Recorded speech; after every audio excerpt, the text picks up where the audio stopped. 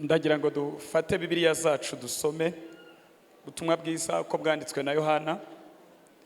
Ndi mu bice 5 murongo wa 14. Ubutumwa bwiza uko bwanditswe na Yohana mu bice 5, ndaza gusoma umurongo umwe wa 14 kubera ko igihe cyacu kirirukanka kurusha impaya maguru. Ndagira ngo bari bonsoma wonyine. Yohana ibice 5 umurongo wa 14. Badusome mu izina rya Yesu. Hanyuma y'ibyo Yesu amubona mu rusengero aramubwira ati, dore ubaye muzima, ntukongere gukora icyaha utazabona ishyano riruta irya mbere. Ndagira ngo nongere nsubiremo. Hanyuma y'ibyo Yesu amubona mu rusengero aramubwira ati, dore ubaye muzima, ntukongere gukora icyaha utazabona ishyano riruta irya mbere. Imana itugirire neza. Uyu murongo niwo uri muri intego y'iki giterane. Munyemerere mpavuga ibintu bikeya kuko nganira n'umwuka wera yarabyaguye ambwira ibintu byinshi, ntabwo twabirangiza. Niyo twajya mu ngando tukagenda twiga kamwe kamwe ntitwabisoza, ariko umwuka wera aramfasha tuvanemo icyifuzo Imana dufiteho. Kuko igikomeye ntabwo ari ukumva intego, igikomeye ni ukwakira icyifuzo umwuka wera dufiteho abicishe mu ijambo ry'Imana. Aya magambo dusomye ni ubutumwa bw'umwihariko Yesu abwiye umuntu, kandi abumubwira afite n'icyo yakoze ku buzima bwe, atagikoreshejwe n'uko uwo muntu yasenze, atari uko bene wabo bamusengeye, ahubwo kubera ko Yesu yamubonye akeneye ineza aramwegera amugirira neza. Ni ubuhamya burebure ntaza kuvuga, ariko ndavugamo ibintu bibiri. Yari amaze mu mubabaro w'imyaka 38. Muri 38 yari amaze, umuryango we wose wari waramushizeho uragenda, ariko Yesu agira umugisha. Yesu aza iruhande rwe. Imana ishimwe. Reka mvuge ibintu bike dusenge. Bibiliya iravuga ngo Yesu ahageze amenya amakuru ye muri detail. Ntabwo yasomye mu gitabo cy'isibo abarurirwamo, nta nubwo yabajije mu gitabo cy'abarwayi cyari kiri ku kidendezi Betesayida. Murankurikiye? Ngo ahubwo Yesu yamenye ko amaze igihe kirekire agize gute, arwaye. Arangije Yesu aramubwira ngo urashaka ko nkugirirana? Natunguwe. Aho kugira ngo avuge icyo akeneye kubera ihahamuka, kubera igihe amaze arwaye, kubera uburemere bw'indwara nuko bamutaye, atangira mu matiku. Ariko Yesu amuha umwanya wo kumutega amatwi. Amutega amatwi, avuga agahinda ke kose, ukuntu ikidendezi kihinduriza, abafite bene wabo bakabajugunyamo, ariko yabuze n'umwe wamujugunyamo. Yesu arangije aramubwira ngo ndategetse, fata uburiri bwawe ubwikorere ugende. Indwara yumva ijwi rya Yesu. Ndashimira umwami twicaye imbere ko agira itegeko ku kintu icyo ari cyo cyose. Nta mbaraga, nta bubasha, nta bihe, nta n'iminsi byakwanga itegeko ry'umwami twicaye imbere. Nitumuririmbira, nitumuramya, tuzamuka muri ubwo buryo bw'umwuka, tubitekereze ko afite imbaraga z'itegeko. Ibintu byose biraryumva. Imana ihabwa icyubahiro. Ntabwo ari byo nshaka kubigisha. Reka mbabwire amakuru make. Ngo agenda yikoreye uburiri. Nakunze Yesu, hari ibintu bibiri byanejeje. Amaze kumukiza akaba muzima, ntabwo yigeze amwifotorezaho selfie ngo azikwirakwize ku mbuga nkoranyambaga. Muri iyi minsi nizi ikintu mu barokore, maze iminsi mpura n'abantu benshi. Iyo abantu bafashishije umuntu ihene atari burarire bitewe n'icyiciro arimo, bamwifotorezaho selfie bakazikwirakwiza mu mbuga nkoranyambaga. Mu bintu nakundiye Yesu, ntashobora kukwifotorezaho, ahubwo aguha umwanya wo kugira ngo wowe nubitekereza uzagaruka uvuge ngo Mwana, ndagushimiye cya gihe nta mwene wacu hari, nta nshuti hari, ni wowe wangiriye gutya. Abantu bakabyumva mu buhamya ariko batabibonye bicicikana bicaracara. Ashimwe Yesu, ashimwe Umwana. Icya kabiri cyanejeje, ntabwo yamurutishije isabato. Abenshi mukora muri leta aya masaha mwafunze biro mwataje, ariko Yesu ahora yicaye muri biro ashaka gutanga serivisi z'ubugiraneza gusa. Haleluya! Reka mabwira aya magambo, ntabwo Yesu ari ku rwego rwacu, kuko impinduka z'ibihe ntizimugeraho. Murangurikiye? Ubukene ntibumugeraho, ariko ahora yicaye muri biro ye, yaba saa 9 z'ijoro, yaba ku manywa na nimugoroba, yaba ku isabato no ku minsi mikuru, kugira ngo aduhe serivisi z'ubugiraneza. Kandi kumusanga ntibisaba gusaba randevu. Iwawe basaba randevu, ariko Yesu na saa 9 wagenda, na saa 10 wagenda, n'aka kanya wavuga. Haleluya! Reka ntaza kubasindira mvuga ibyo nshaka kuvuga. Yesu ashimwe. Haleluya torero. Haleluya. Golgotha haleluya. Kinyinya Yesu ashimwe. Reka mabwire, mu bintu byanejeje umutima amaze kumukiza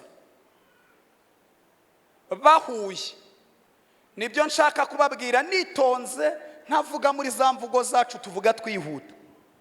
Bahuye, mundebe hano, aramubwira ngo dore ubaye muzima, dore ubaye, ntukongere gukora icyaha. Cyo ni cya kabiri, utazabona ishyano riruta iryo wari ugize gute. Urumva, mu myaka 28, reba umubaro w'imyaka 28, Yesu ntashaka ko bigarukira mu gukira indwara y'umubiri, arashaka ko na nyuma y'uko akize atazabona ishyano. Murangurikiye? Atazabona ishyano riruta iryo yari arimo. Reka mvuge ibintu nshaka kuvuga. Mundebe hano, muri iyi minsi hariho inyigisho z'ubuntu, kandi kwigisha abantu ubuntu nta kibazo kirimo, ariko abazigisha bagarukira ku ijambo rivuga ngo dore ubaye muzima, bagakupa. Ntibashyiramo iri jambo Yesu yavuze ngo ubuntu hawe uburindishe kudasubira mu byaha. Murangurikiye? Ubuntu hawe uburindishe kudasubira hehe? Kugira ngo utazabona ishyano riruta iryo wabayemo. Nibyo koko warakize, Imana yakugiriye neza, Yesu yaguhaye agakiza, ariko ugomba kubirinda ntusubire mu byaha, kuko iyo usubiye mu byaha uba wiyandikisha kuri liste y'abazabona ishyano riruta iryo babayemo. Nicyo nashaka ko mwumva, niyo nasoreza. Kamvuga ibintu bikeya dusenge. Yesu ashimwe. Mu bintu bine ndavuga bine byonyine bizana ishyano ku mwana w'umuntu. Ibintu bine bizana ishyano ku mwana w'umuntu. Icya mbere ni ugufata umubiri umuntu akawugira uruganda rw'ibyaha. Gufata umubiri, Imana igutije imbaraga, iragukijije, iragukujije, ikugiriye neza. Iyo umuntu afashe umubiri akawugira uruganda rw'ibyaha, bizana ishyano. Nimusoma mu Baroma mu bice byaho 2 guhera ku murongo wa 18, Yesu yavuganye n'abantu bari barafashe imibiri yabo, barangije bayigira stade n'ibibuga bakiniramo ibyaha, ngo bakora ibyaha bazi ukuri, bagasambana bazi ukuri, bakangana bazi ukuri, ngo imibiri yabo bayigira isenga z'ibyaha. Yesu akoresheje Paulo arababwira ngo abo ngabo uretse no gukora ibyaha babihatira n'abandi, kandi bari bazi ukuri. Ubwo rero babikora gutyo nicyo cyatumye mbareka ngo imibiri yabo ishyushywe no kurarikirana. Icyo bita production y'ubutinganyi cyangwa inkomoko y'ubutinganyi mu isezerano rishya. Ni abantu bazi ubuntu, bazi icyo Bibiliya ivuga, barangiza bagafata imibiri yabo bakayihereza ibyaha. Abo rero ngo Imana yarabaretse, imitima yabo ihinduka ibirimarima. Bamaze guhinduka ibirimarima, ngo abagore bagashyushywa no kurarikira abagore, abakobwa bagashyushywa no kurarikira abakobwa, abagabo bagashyushywa no kurarikira abagabo. Ngo Imana irabareka itegereje umunsi izabarimburaho. Ndeba hano mvuga amagambo make yadusenga. Dore ubaye muzima, ntukongere gukora icyaha ukundi, utazabona ishyano rito ryo wagize gute. Imana ishimwe ko turi bazima. Imana ishimwe ko turi bazima. Nari mvuze ngo Imana ishimwe ko turi bazima. Mu bintu byambabaje muri iyi minsi nize, ngiye kubibabwira, ndababwiramo kimwe. Akenshi Imana ikora mu buryo butuma umuntu azasigarana ibimenyetso by'uko adashobora guhakana ko ari Imana yakoze. Muzitegereze mu bantu mwebwe muri hano mwavuye mu cyaro, niyo ukubye imyaka ikavaho hasigara agace gato kakwibutsa yuko wavuye mu cyaro. Kanze mbegere, ndumva ashaka kuvugana namwe. Mundebe hano.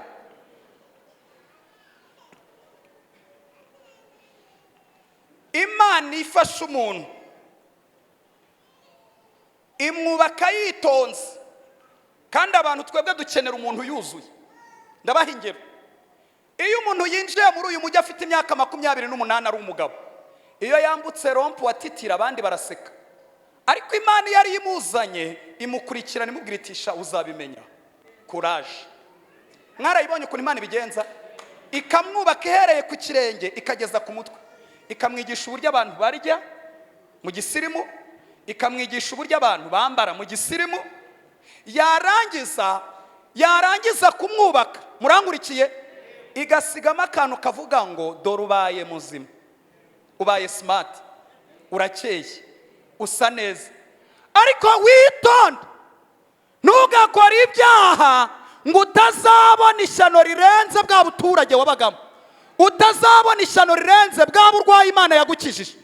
Muzi icyo bivuze? Abantu benshi bakunda kugera muri ubwo buzima bagatangira kwigira abanajyuwa ku Mana, bagatangira kubaza ibibazo by'ubufilozofi ariko bipfuye. Imana ni iki? Agasiba umurimo w'Imana, akawica uko ashaka. Wari wagiye he? Nari nagiye muri siporo. Nuko uhaza. Nta muntu ukora siporo adahaza, nta wubaho. Umuntu usaba Imana ibiryo ntajya muri siporo. Ibyo ndabibabwiye. Impamvu nuko uhaza, ukiri iwanyu utaraba muzima nk'uko uri muzima, nta siporo wajyagamo. Ugasanga umuntu yabaye busy, anaba busy kuba muhesheje icyo afite. Mbagira inama, ngiye kubagira inama muri riteraniro kandi ikomeye.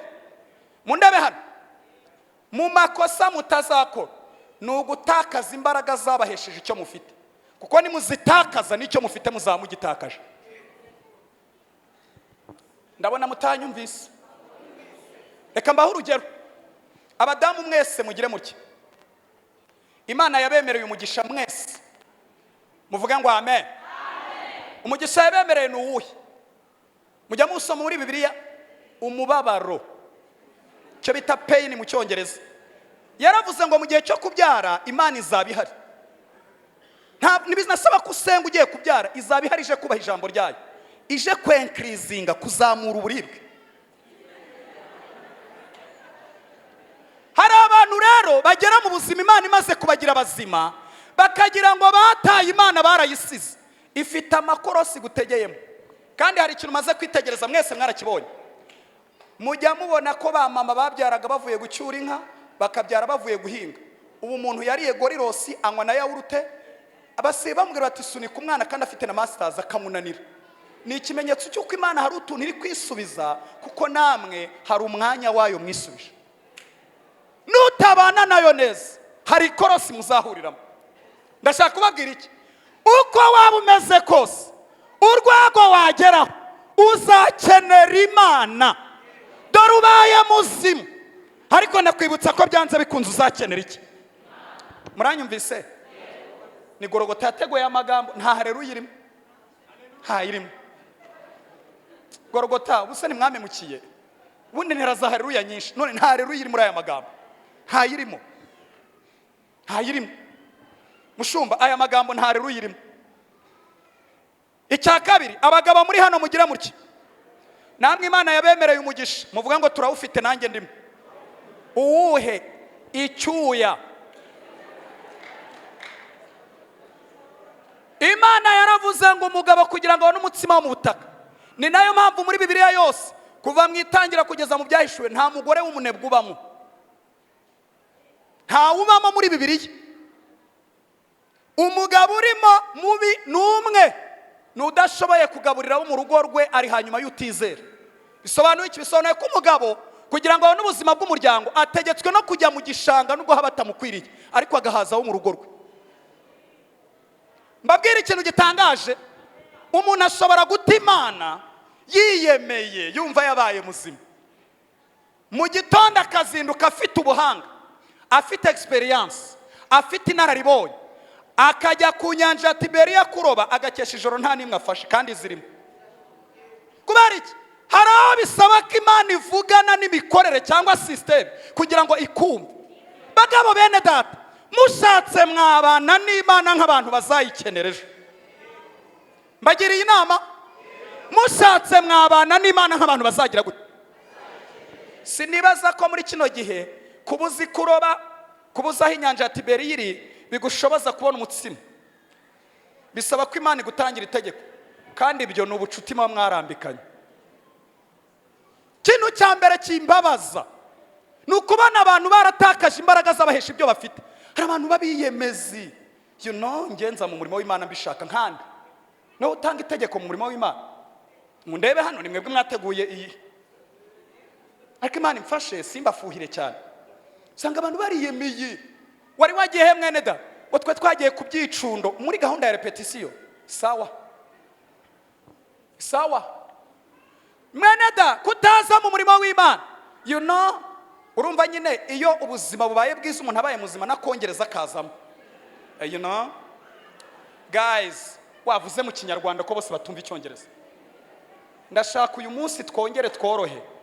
Ntabwo Imana yadukije ngo tube bazima idutere inkunga yo gukora ibyaha, ahubwo no kugira ngo insengero zacu zibe imibiri yacu ibinsengero z'umwuka w'Imana uri muri twebwe. None inkunga Imana iduteye tubona uburyo tuyibyarira umusaruro. Nindeba saa 9 isange ndi mu mwanya, mukazankorera ibone ndi mu mwanya, ivuga ngo nubwo bagiye, nubwo hari abapfuye, ariko mfite umuntu Nyagatovu, iyo murebye ndanezerwa kandi nkishima. Kintu cya mbere, ntabwo mukwiye gutakaza imbaraga z'abahesha icyo mufite. Kanhanga urugero, abadamu baraza kurwumva. Niba umugabo we yarakubwiye ko agukunda kubera amaso meza, biragusaba kudasaza, kuko nizo mbaraga zamufasha.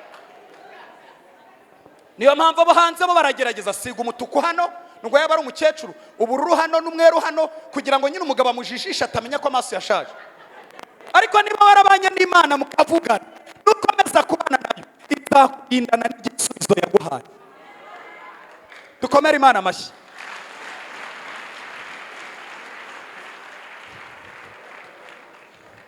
Haleluya. Kamvuga inzira ya kabiri. Inzira ya kabiri izana ishyano. Nukugoreka ukuri kandi ubizi neza kugira ngo ubone indonke. Kugoreka ukuri ubizi neza kugira ngo ubone iki? Ubone abafana, ubone abantu bakuvuga neza. Mundebe hano mbabwire. Ndashaka kubabwira mbakuri inzira ku murimo. Umugabo witwa Yeroboamu ni umwana w'umupfakazi, niko Bibiliya ivuga, akaba mu misozi ya Efurayimu. Imana yavuganye nawe iramubwira ngo nkwihereye imiryango 10. Muzasome Bibiliya basomye babiri. Nta kintu Imana yari imuciye nkuko nawe nta kintu Imana yaguciye. Ntacyo. Hari ukuntu twiyumva ugasanga umuntu yatangiye kwiyumva nta kintu na kimwe Imana yaguciye. Ibintu byose muri murakora Imana yabyikorera. Imana ifite ubutware, ifite imbaraga, irabishoboye. Murangurikiye? Bibiliya ivuga iki? Iravuga ngo ageze ku ngoma ngo umutima uramubeshya, uramubwira ngo nutabuza abisirayeli kujya bajya gusengera i Yerusalemu bizarangira bayobotse umwami w'abayuda, wowe bakureke bakwica. Ubwoba bw'ubusa. Imana yamuhesheje imiryango 10, yari yanamusezeranije n'amasezerano yari yahaye Dawidi, yari yayamwatse yamuhaye. Ngo ageze ku ngoma akora ikosa. Mundebe hano ndibabwire, ikosa ryo kwiyobagiza, kubaza ukuri ariko akabaho ubuzima bw'ikinyo. Dufite abantu basigaye batubaza ngo ariko mwene da ngo kunambaye ni icyaha, wowe ubyumva ute? Kwiyobagiza. None se wahinduka umu agent w'ubusambanyi mu rusengero kwabo tuza arabatigo na MTN n'abandi tugurisha amafaranga yo gukoza ku ikarita, niba warahindutse umu agent w'ubusambanyi mu rusengero cyangwa muri korari, urumva ari icyaha cyangwa we si icyaha? Raisonne. President ni icyaha. Kubera ko president mwabananije nyine ahita avuga ati nabigenza nte. Ndashaka nkurikire. Ageze ku ngoma ashyiraho imisozi 2, ahashyira ibigirwamana abizi neza ko ari ikinyoma. Yirukana abatambyi b'Uwiteka banyabo, ashyiraho abatambyi be. Arangije kubashyiraho aravuga ngo uyu munsi ndashaka mujye musenga ibigirwamana. Umunsi umwe akoresha ibirori ku itariki Yerusalemu habaye ibirori, yigira umutambyi mukuru. Mbabwira impamvu yari abizi. Umuhanuzi waje kumureba, abasomye Bibiliya, ahageze ngo yamutunze ikiganza ngo kiranyunyuka. Kikinyunyuka aravuga ati mwene da ni Imana yimbwirire ne gukomeza kunyunyuka ikiganza. Yesu ashimwe. Haleluya. Bibiliya ivuga iki? Iravuga ngo arangije ntiyabivamo. Imana ivuga amagambo akomeye ateye ubwoba. Mwe mwihanganyira kuvuga nta kibazo. Yaje mundebe hano. Imubwira ishyano. Iramubwira ngo kubera ko watangije icyaha gishya. Nasomye Bibiliya mu minsi yashize, mbabwira akantu namenye.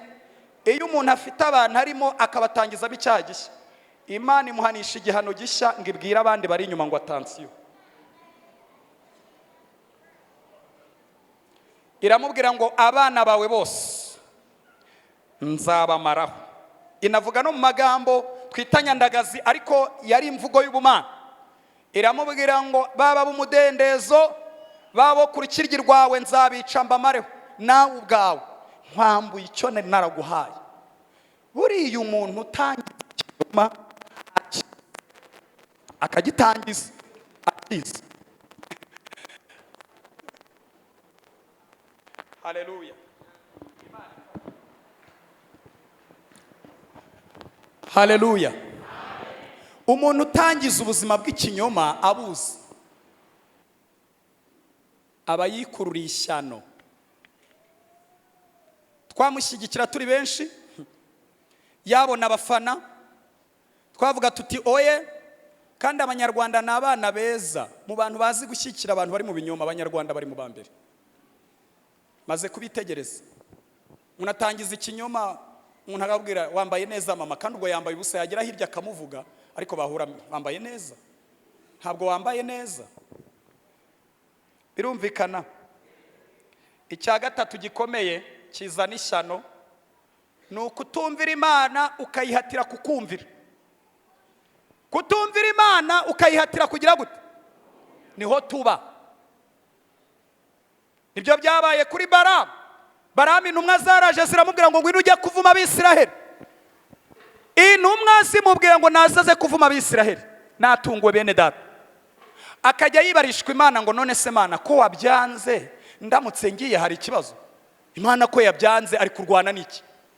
Kuko Imana yaramubwiye ngo sinemeye kujyana nabo, ariko kubera ibiguzi, kubera icyubahiro bamusezeranije aragenda.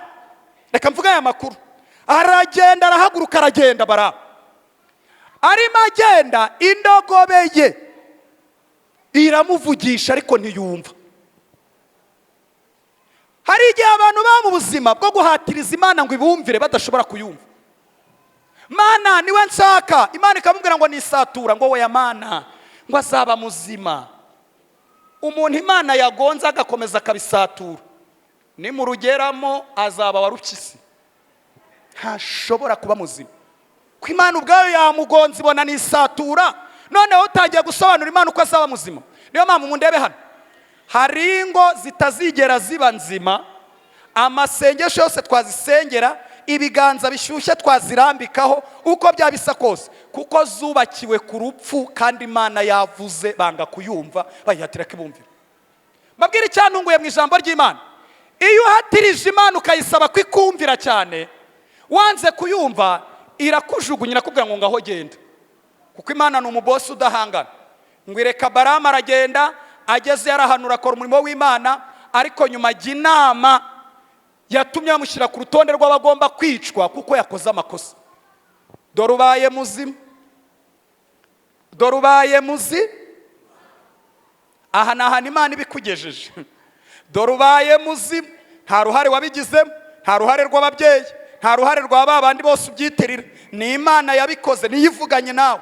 Ariko iravuze ngo ubwo ubaye muzima ntukongere gukora icyaha, kugira ngo utazabona ishyano riruta uko wari uri utaraba muzima. Kansozi, ndashaka gusoza tugasenga.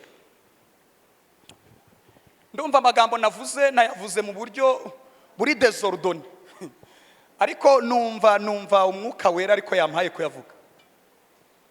Numva umwuka wera ariko yampaye kuyavuga. Icyanyuma kizana ishyano ni ugukora umurimo w'Imana nabi, murankurikiye, bigatera abandi kuwuzinukwa. Ukora umurimo w'Imana nabi bigatera abandi kugira gute? Ndashaka kubibutsa ibi bintu mbere yuko nsoza. Icyambere, ntabwo dukorera Imana kubera ko yashaje ikeneye abantu bayifasha. Nta nubwo dukorera Imana kubera ko ikirutse malaria muri CHK ikeneye abantu bayitera inkunga. Muzi impamvu Imana yashyizeho ko tuyikorera? Ni serivisi z'ubugira neza yatwegereje. Umuntu nankorera, data azamuha icyubahiro. Ni serivisi. Ibi ndimo, uko ndimo ndavuga, iminsi yanjye yose ndimo ndavuga, ntabwo mbikora kubera ko Imana nayigiriye imbabazi. Jamais. Reka mvugane n'abaramyi muri hano. Imana izi kwiramya ku rwego twese twivumbuye Golgotha andi makorari yose yo mu Rwanda dufite. Bakavuga ati turivumbuye ntituzongera kukuramya. Ni Imana ivuga muri Yesaya 45:5 ikavuga ngo ni njyewe Uwiteka, nta yindi Imana ibaho uretse njye. Icya kabiri, ntabwo Imana ihamagara umuntu ushoboye, kuko igiye guhamagara ushoboye yakwihamagara. Ihamagara umuntu ushobotse ikamushoboza. Ntabwo mbabwira ibyanditswe byinshi. Imana ihamagara umuntu ushobotse ikagira gute? Mutazagira ngo rero ni impuhwe mwayipfuye. Mana ntacuranze, Mana ntaririmbye, Mana ntanuye, Mana ntabwirije, nta wambona. Inyuma yawe hari abandi bari mu nda kandi babahanga, bo bazaza banavuga none no mu Cyongereza. Wowe uvuga n'Ikinyarwanda nabi, bazaza bavuga n'Icyongereza. Ndabibutsa ko turi mu kinyejana cy'ubuhanga. Ni ikinyejana umuhungu aririmba ukagira ngo aririmba muri Joyous Celebration, cyangwa ukagira ngo aririmba muri Zimplaze, cyangwa ukagira ngo ari muri Maverick City Music. Ni ikinyejana utaririmba ibintu byawe neza abafana bakaba bake. Ndabibutsa ko mu myaka iri imbere mikeya cyane igiye kuza mu Rwanda, uzajya uririmba, uzajya ugira abantu uririmbira bitewe n'ibyo ufite, n'ubuhanga ufite, n'ubuzima burimo. Niba bitafite ubuzima bikaba nta buhanga, nta buzabona. Umwana azemera gufungura TV iwabo nini yirebera iteraniro ryo ku cyumweru atagiye, kuko tuzadufite abantu barangije AD, barangije amashuri 6 ya secondaire. Niyo mpamvu muri kubona namwe muri gushora mu buhanga, mukigana Joyous. Wabona umuntu arimo aririmba ukagira ngo ari muri Maverick City Music, wabona ukuntu aramye, ukabona ni babahungu ba Bayine bo muri Maverick City. Ngiye kubera ko nigisha baririmbye ndabizi. Ntabwo rero Imana ibahamagare ngo muyikorere kubera ko mushoboye. Jamais yabyikorera. Hari ikibazo rero kivuka, ni umuntu uba muzima yajya gukorera Imana akabikora nabi mu buryo butuma abandi bazinuka. Mana sinza ujya muri amurimo. Ndakwibutsa ko inyuma ya bene Eli hari Samuel ukiri mu nda. Inyuma yanjye hari abandi kandi bazavuga, kuko bize public speaking, bazi kuvugira mu ruhame. Wowe wabyitoje uri mu ishyamba, bo barabyiga ku ishuri. Muzarebe abana banyu iyo ahagaze ari imbere ya dada, Bwira daddy, you know what? Ntago rirose wazanye. Ubwo uramubona ute naza aririmba muri korali. Ntiyari ibivuzo nkawe, nta bintu by'imitobe yanyweye, afite ijwi rigoroye. Kubera ko avukiye no mu masezerano agize gute. Ndashaka kubibutsa ko ntabwo dukorera Imana kubera kuyipfa imbabazi jamais. Hari ukuntu usanga umuntu yitwara ukuntu urumva njyewe nakoze udakoze haza abandi. Inyuma ya Mose nubwo ari umuhanuzi ukomeye hari Yosuwa uzayoboza inkota. Inyuma y'abatambyi n'abahanuzi hari Kristo Yesu uzabivanaho. Inyuma y'umukozi harundi. Mu bintu rero bizana ishyano ni ugukorera Imana nabi bigatuma abandi bazinuka. Hari igihe umuntu abivanga akabivangamo ibintu bitari byo.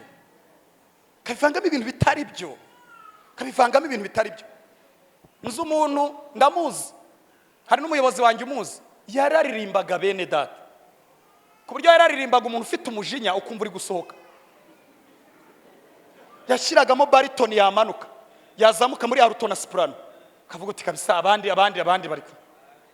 Ariko yakoraga ibyaha, yagiraga mu rusengero akaririmba, twaramubabariraga kandi tuti ibyaha wari ufite turakubabarira. Ariko twasubira mu buzima bwo hanze ukabihirwa. Ndabibutsa ko ishyano rituruka mu bantu bakoreye Imana nabi bigatera abandi kuzinuka. Bene niko byagenze, baje mu masezerano yagize gute yasohoye. Kintu kimbabaza nuko abantu bari kuza mu masezerano yagize gute.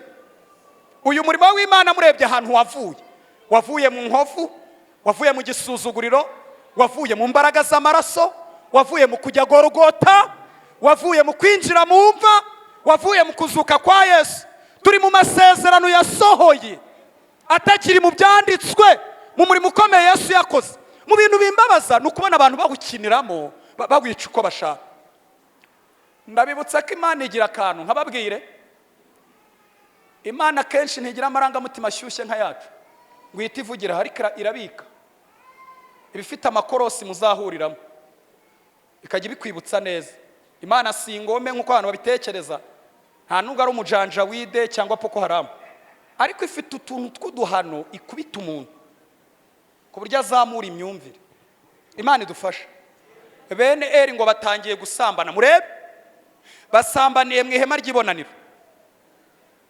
bongeyeho ikindi kintu kibi cyo gushaka kwishyira imbere y'Imana. Abatambyi bagomba kubanza bagatambira Imana, ibisigaye bakabihabwa kuko ari umugabane Imana yabemereye. Nta n'ikimana yari yarabaciye. Noneho ngo barangije baterwa n'umwuka kuvuga ngo ariko Imana ngo muhambere niki, mujye muduha natwe izo nyama za mbere. Ngo bakohereza umugaragu ufite akavuyo akaza mu nkono ivuga, hagati akubitama akavanamo inyama. Imana iravuga, ituma umuhanuzi aravuga, arangije acyaha abana nk'uri guta inkona. Mana ubwo nubishaka uzabikore, nyine nuko nguko bigenze. Ntukicyahe nk'umuntu uri guta inkonda. Niba Imana ivuze ikintu kibi ukagikurikira ukumva hari aho watanye, jya wicyaha. Vuga uti sinabaye umuntu w'umugabo, sinahagaze neza, ariko ndaje ngiye kongera mpagarare neza mu murimo w'Imana. Wicyahe. Ntibisaba ko bagucyaha, kuko Imana ihagurukiye kugucyaha. Murangurikiye bene data, ishobora kwemera ko n'abantu bayituka ariko ikagucyaha. Irangije iravuga ngo mu migisha 9 nari nabemereye bene Eri, mbihinduyemo imivumo 9. Icya kabiri, navuze kunyubaha ari we nzubaha, ariko nsuzugura nanjye nzagira gute. Byarangiye bite bene data? Isanduku isezerano bayinyaze, batangira kubyara mu muryango abana bitwa Ikabodi, bisobanura icyubahiro gishize muri Isiraheli. Batangira kugira utuntu n'utundi, isanduku barayinyaga. Ayo mateka bakuri Eri kuko atahagaze neza, abana be bagiye bakora ibyaha bakazinura abantu bitanga. Imana izaturinde. Umurimo w'Imana wose dukora Imana izaturinde. Nari mbabwiye ngo Imana izaturinde. Imana izagire gute? Ibintu bibiri nshaka gusorezaho ngasenga.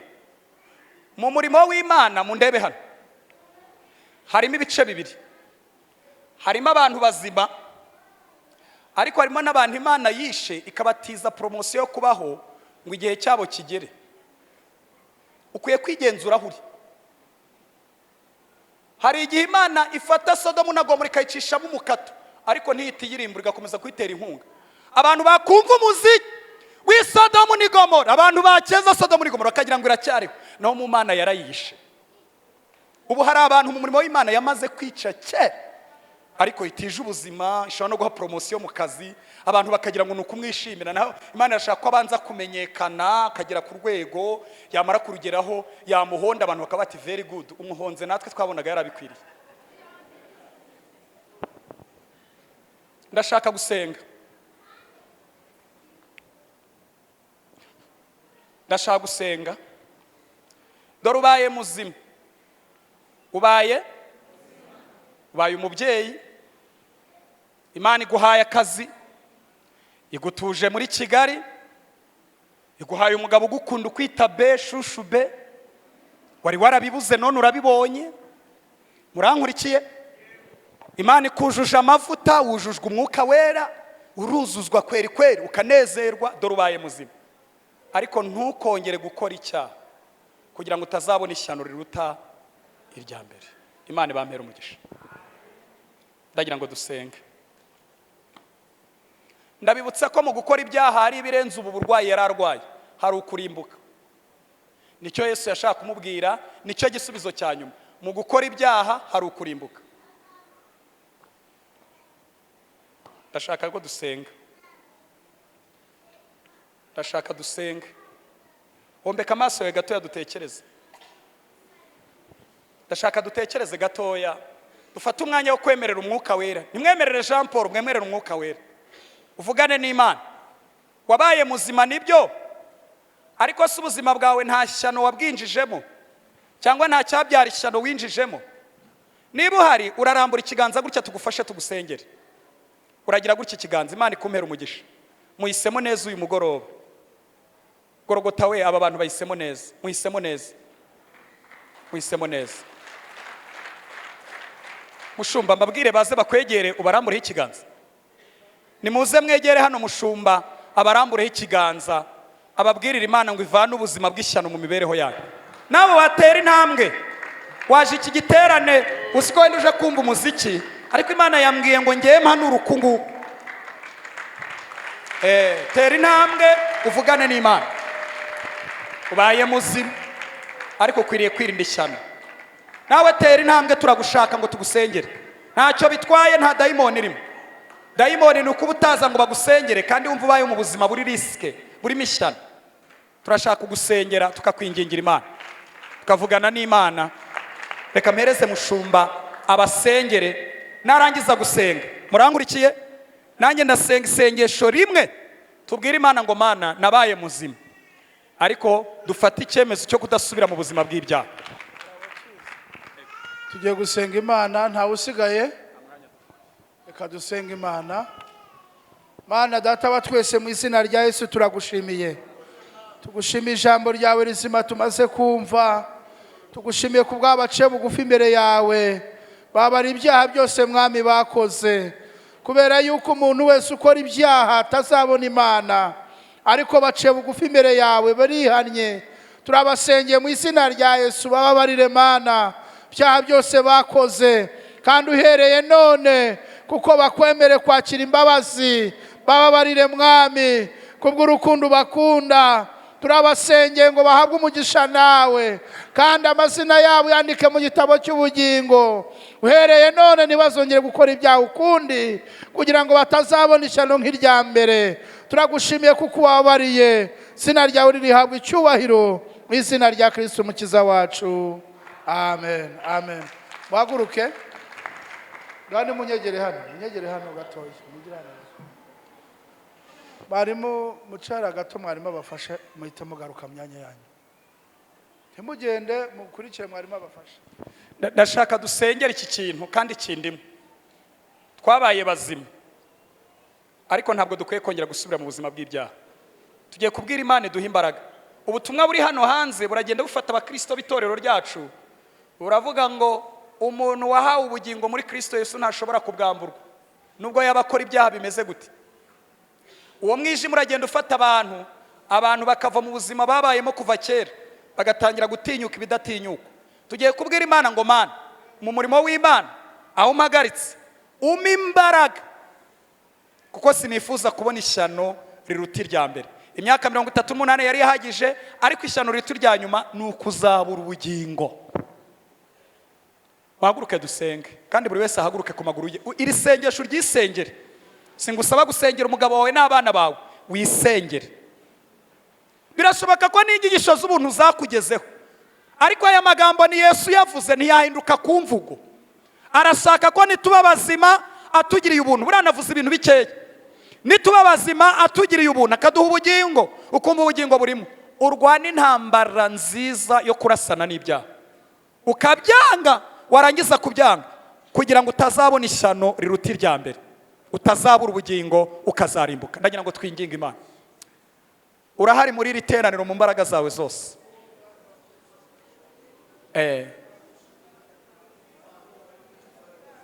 Kandi iyo bigeze igihe cyo gukora, nta muntu wohereza ngo aguhagararire. Wowe urikorera, wowe urikorera, wowe urikorera, wowe urikorera, wowe urikorera Mana. Iyo bijya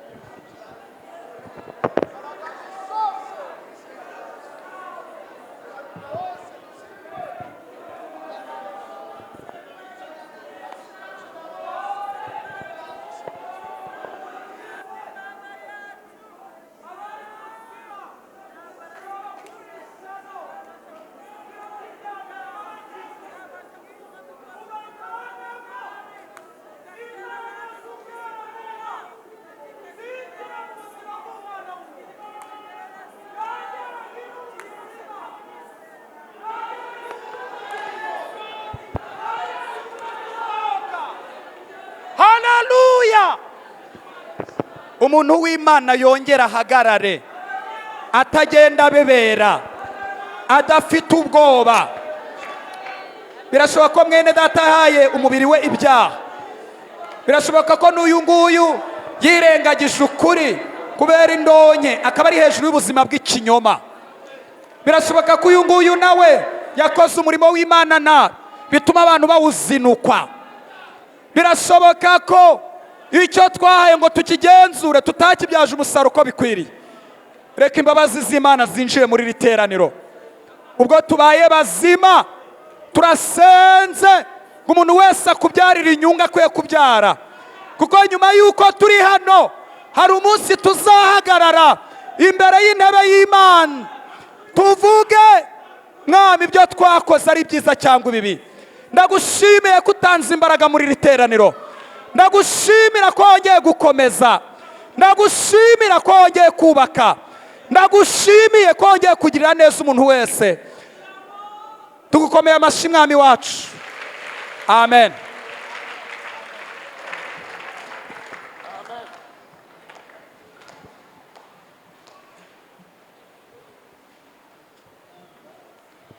Haleluya. Twongere tugire gutya, hanyuma twerekeze ibiganza hano tuvuge ngo umukozi w'Imana, Imana imuhe umugisha. Dushimiye Imana yo mu ijuru ku bw'aya magambo yayo tubashije kumva. Twongere tuyihereze icyubahiro. Nari mu isayo y'ibyaha aramfata